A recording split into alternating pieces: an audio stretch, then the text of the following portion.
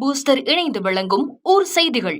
சட்டமன்ற தேர்தல் முடிவை தொடர்ந்து மு.க.ஸ்டாலின் முதலமைச்சர் பதவியை ராஜினாமா செய்தார். தமிழக சட்டப்பேரவை தேர்தல் 2026க்கான வாக்கு எண்ணிக்கை முடிவடைந்துள்ள நிலையில் 234 தொகுதிகளுக்கும் அதிகாரப்பூர்வ முடிவுகள் வெளியாகியுள்ளன.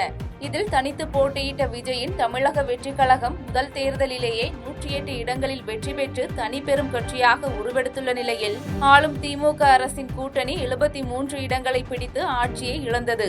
இந்நிலையில் தமிழக முதலமைச்சர் மு.க.ஸ்டாலின் இன்று தனது பதவியை ராஜினாமா செய்வதாக ஆளுநருக்கு கடிதம் அனுப்பினார். முதலமைச்சர் அளித்த ராஜினாமா கடிதத்தை ஏற்றுக்கொண்ட ஆளுநர் மாற்று ஏற்பாடுகள் செய்யும் வரை பதவியில் தொடர வேண்டும் என கேட்டுக்கொண்டார். தேர்தலில் வெற்றி பெற்ற தமிழக வெற்றிக் கழக தலைவர் விஜய் தங்கள் வீட்டு பிள்ளை என தேமுதிக பொதுச் செயலாளர் பிரேமலதா விஜயகாந்த் பேட்டியளித்துள்ளார். கடலூர் மாவட்டம் விருத்தாசலம் சட்டமன்ற தொகுதியில் போட்டியிட்டு வெற்றி பெற்ற பிரேமலதா விஜயகாந்த் விருத்தாசலம் தேர்தல் நடத்தும் அலுவலர் விஷ்ணுபிரியாவிடம் வெற்றி சான்றிதழ் பெற்றுக் கொண்டார். பின்னர் செய்தியாளர்களை சந்தித்த அவர் தேர்தலில் வெற்றி பெற்ற தமிழக வெற்றிக் கழக தலைவர் விஜய் தங்கள் வீட்டு பிள்ளை என வாழ்த்து தெரிவித்தார். இதனைத் தொடர்ந்து தமிழக வெற்றிக் கழக கூட்டணி ஆட்சியில் தேமுதிக பங்கேற்குமா என்ற கேள்விக்கு நாங்கள் மதசார்பற்ற முற்போக்கு கூட்டணியில் உறுதி நிற்கிறோம் என பதிலளித்தார். மேலும் தேர்தல் வாக்குறுதிகளில் தான் அளித்த வாக்குறுதிகள் விருத்தாசலம் தொகுதி மக்களுக்கு நிறைவேற்றப்படும் எனவும் கூறினார். நாங்க மதசார்பற்ற வெற்றி கூட்டணி தான், அதுல நாங்க உறுதியாக இருக்கிறோம். இருந்தாலும் விஜய் நான் எப்பயுமே சொல்லியிருக்கேன், எங்க வீட்டு பையன் அவருக்கு வந்திருக்காரு, வாழ்த்துக்களை நான் தெரிவிக்கிறேன். அதான் சொல்லிட்டேன், நாங்க மதசார்பற்ற வெற்றி கூட்டணின்னு சொல்லிட்டேன்ல, அதுலதான் நாங்க உறுதியா இருக்கோம், அதுல மாற்று கருத்து கிடையாது.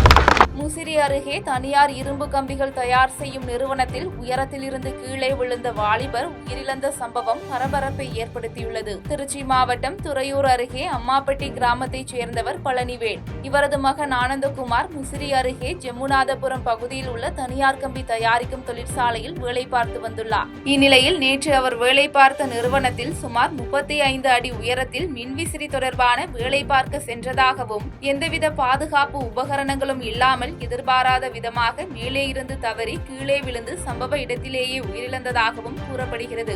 இச்சம்பவம் குறித்து போலீசார் விசாரணை மேற்கொண்டு வரும் நிலையில் இறந்து போன இளைஞரின் குடும்பத்திற்கு நிவாரண உதவி கேட்டு உறவினர்கள் முசிறி துறையூர் சாலையில் ஜெம்புநாதபுரத்தில் காவல் நிலையம் முன்பு சாலையில் அமர்ந்து மறியலில் ஈடுபட்டனர். இதனையடுத்து சம்பவ இடத்திற்கு வந்த போலீசார் சாலை மறியல் போராட்டத்தில் ஈடுபட்டவர்களிடம் பேச்சுவார்த்தை மேற்கொண்ட நிலையில் பொதுமக்கள் சாலை மறியலை கைவிட்டு கலைந்து சென்றனர்.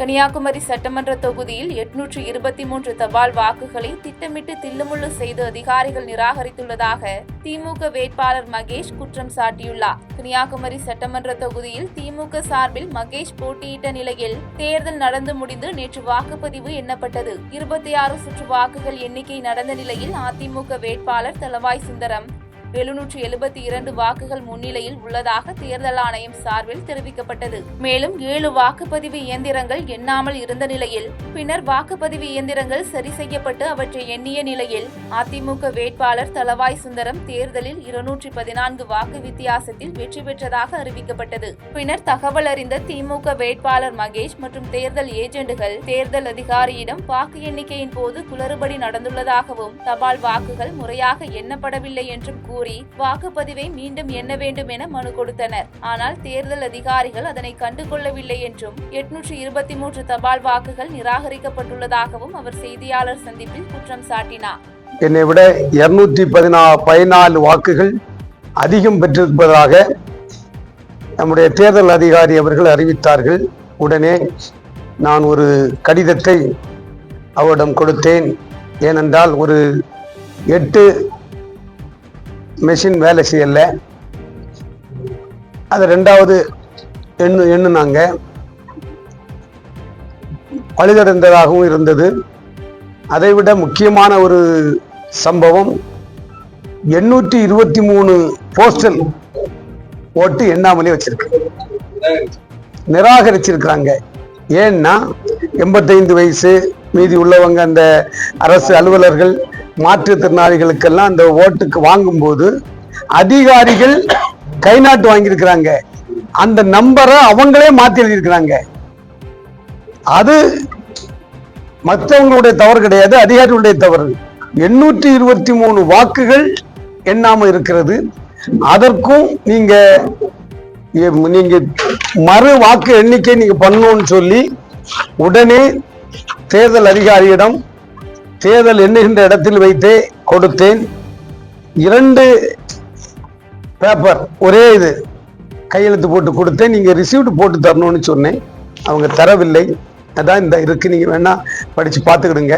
செய்திகளை உடனுக்குடன் தெரிந்து கொள்ள கீழ்கண்ட கேபிள் மற்றும் டிடிஹெச் நெட்வொர்க்குகளில் எம்நாடு செய்தி தொலைக்காட்சியை காணுங்கள்.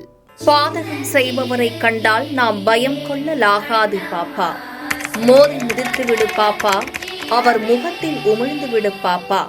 அண்மை செய்திகளை உடனுக்குடன் தெரிந்து கொள்ள இணைந்திருங்கள் எம்நாடு தொலைக்காட்சியுடன்.